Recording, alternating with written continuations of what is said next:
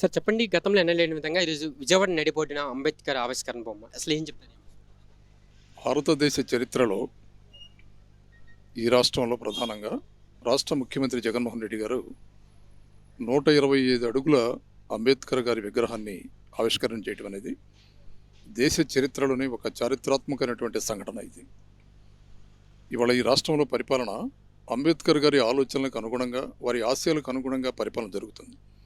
ప్రధానంగా సామాజిక సాధికారత కావాలని ఆర్థిక సాధికారత, రాజకీయ సాధికారత, సామాజిక సాధికారత, విద్యా సాధికారత, ఆరోగ్య సాధికారత ఇలాంటి ప్రధానమైనటువంటి లక్షణాలతోటే ఇవాళ పరిపాలన సాగుతుంది.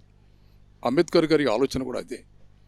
ఎవరైతే ఈ దేశంలో బడుగు బలహీన వర్గాలు, వెనుకబడినటువంటి తరగతులు, దళితులు, గిరిజన ప్రజానికి ఉన్నారో వీళ్ళందరూ కూడా ఉన్నత విద్యావంతులు కావాలి, సమాజాన్ని అన్ని విధాలా ప్రభావితం చేయగలగాలి.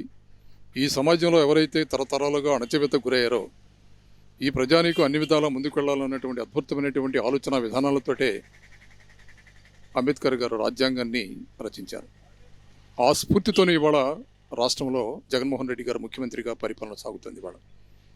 దానిలో భాగంగా ఇవాళ అంబేద్కర్ గారి ఆలోచనలకు అనుగుణంగా ఇవాళ 125 అడుగుల అంబేద్కర్ విగ్రహాన్ని నెలకొల్పడం అనేది ఇవాళ మన రాష్ట్రంలోనే కాదు, దేశంలోనే ఒక అద్భుతమైనటువంటి చర్య. దీన్ని ఈ రాష్ట్రంలో ప్రజలు మనస్ఫూర్తిగా స్వాగతిస్తున్నారు. రాష్ట్రం నుండి ప్రజలందరికీ కూడా సామాజిక న్యాయం జరుగుతుందంటారా? ఈరోజు సామాజిక చైతన్య యాత్ర అంటే ఒక కార్యక్రమాన్ని మీరు ప్రవేశపెట్టారు. నిజంగా అది ప్రజల్లోకి వెళ్ళిందంట? బ్రహ్మాండంగా వెళ్ళింది. ఎందుకంటే ఈ రాష్ట్రంలో ఉన్నటువంటి అన్ని నియోజకవర్గాల్లో కూడా సామాజిక సాధికార పదయాత్ర ద్వారా ఇవాళ శ్రీకాకుళం నుంచి ఇటు చిత్తూరు దాకా నేను కూడా ఆ యాత్రలో భాగస్వామిని అయ్యాను. నేను ఎక్కడికి వెళ్ళినా కూడా బ్రహ్మాండమైనటువంటి ఆదరణ జరుగుతుంది. ప్రధానంగా జగన్మోహన్ రెడ్డి గారు ఆలోచన ఒకటే, ఎన్నో తరాల నుంచి అణచివేతకు గురైనటువంటి ఎస్సీలు కానీ, ఎస్టీలు కానీ, బీసీలు కానీ, మైనార్టీలు కానీ వీళ్ళు అన్ని రంగాలలో సాధికారత సాధించాలనేది ఈ ప్రభుత్వం యొక్క ప్రధానమైనటువంటి ధ్యేయం. దానిలో భాగంగా ఈ వర్గాలకి అత్యంత ఉన్నత స్థానాన్నిచ్చి ముందుకు తీసుకెళ్తున్నటువంటి క్రమాన్ని ప్రజలకు ఒక్కసారి తెలియజేద్దామన్నటువంటి కార్యక్రమంలో భాగంగా ఇవాళ జరుగుతుంది. అందుకే ఎక్కడికి వెళ్ళినా కూడా అపూర్వమైనటువంటి ఆదరణ ఈ ప్రజానీకం నుంచి వస్తుంది. రాబోయే రోజుల్లో బ్రహ్మాండమైనటువంటి రిజల్ట్స్ మనం చూడబోతున్నాయి. 75 కూడా మీ పార్టీ అధినేత ముందుకు వెళ్తున్నారు. అదేవిధంగా పార్టీ ఇన్ఛార్జ్ని మార్పు కూడా చేస్తున్నారు. ఈ పార్టీ మార్పు ఇన్ఛార్జ్లు అనేది ఎటువంటి ప్రభావం పడే అవకాశం ఉంది? చాలా బాగుంటుంది.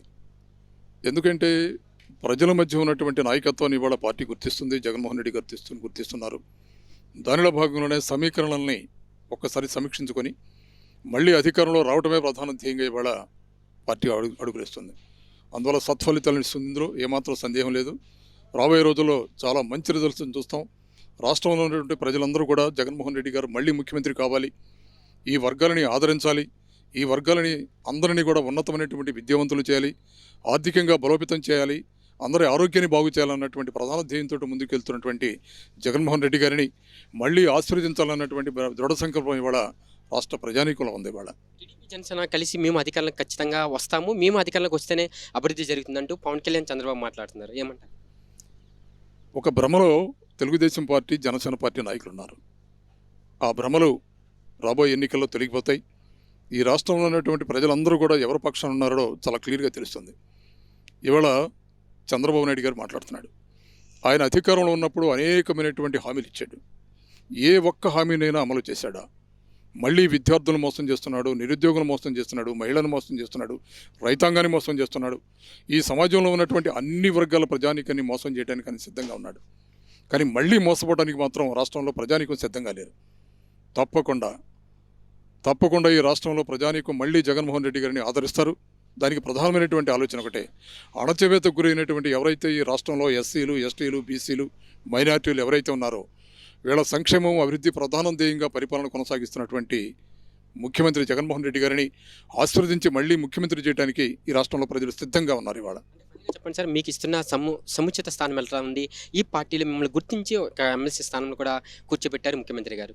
కుంభా రవిబాబు గారికి జగన్మోహన్ రెడ్డి గారు చాలా బాగుంటుంది. ఎందుకంటే మొట్టమొదట రాష్ట్రంలో షెడ్యూల్ ట్రైబ్కి సంబంధించినటువంటి కమిషన్ చైర్మన్గా నన్ను నియమించారు. వారు ఆశించిన విధంగా రాష్ట్రంలో ఉన్నటువంటి అన్ని గిరిజన ప్రాంతాల్లో తిరిగాను. అన్ని జిల్లా కలెక్టరేట్లో గిరిజనులకు సంబంధించినటువంటి రూల్ ఆఫ్ రిజర్వేషన్ ఏ విధంగా ఉంది, అట్రాసిటీస్ ఎక్కడన్నా జరుగుతున్నాయా అని వీటి మీద రివ్యూ చేసి అన్నిటినీ సమీక్షించి ప్రభుత్వానికి నివేదిక అందించాను. చాలా చక్కని రిజల్ట్స్ మాకు వచ్చింది ఇవాళ. దానిలో భాగంగానే ఇవాళ మళ్ళీ నన్ను ఎమ్మెల్సీగా గవర్నర్ కోటాలో ఎంపిక చేసి ఇచ్చినందుకు ముఖ్యమంత్రి గారికి హృదయపూర్వకమైనటువంటి ధన్యవాదాలు తెలియజేస్తున్నారు.